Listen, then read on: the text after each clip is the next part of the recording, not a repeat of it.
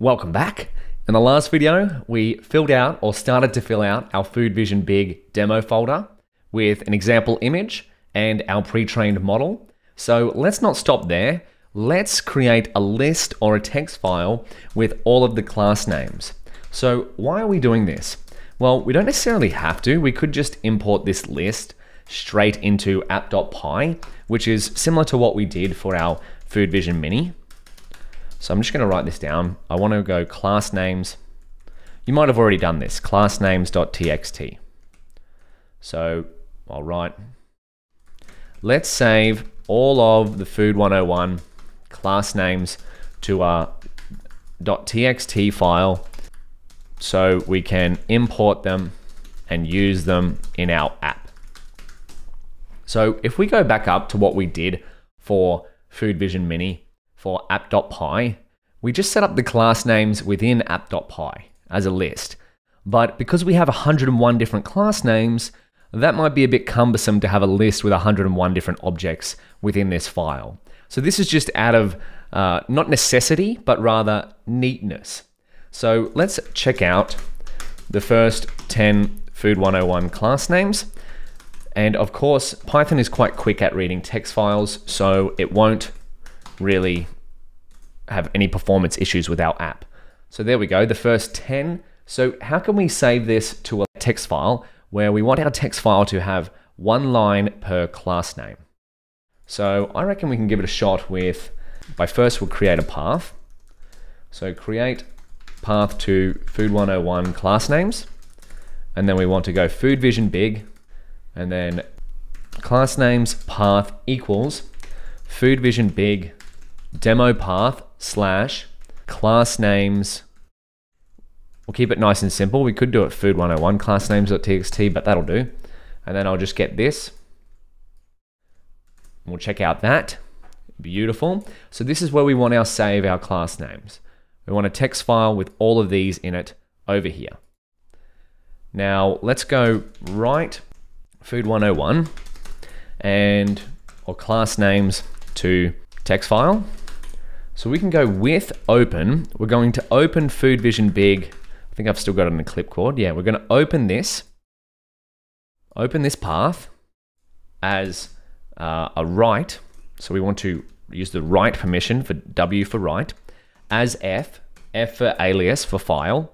And then I'm going to print here a little info tag, info, saving Food 101 class names to just this file name. Beautiful. And then we can go f.write, so file.write, and then I'm going to use a new line.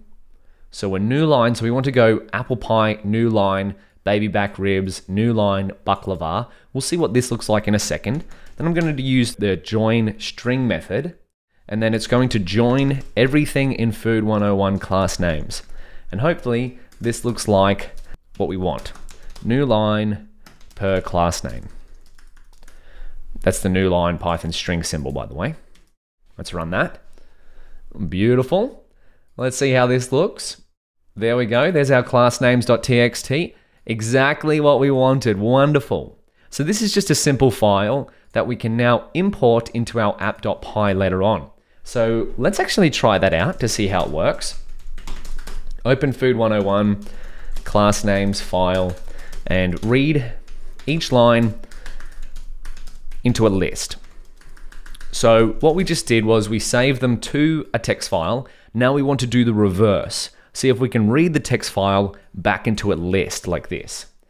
So how about we go with open, and we want to open our Food Vision Big class names path, but this time we'll have a different permission.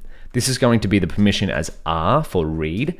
We'll still read it in as F, short for file, and then we'll go Food 101 class names loaded.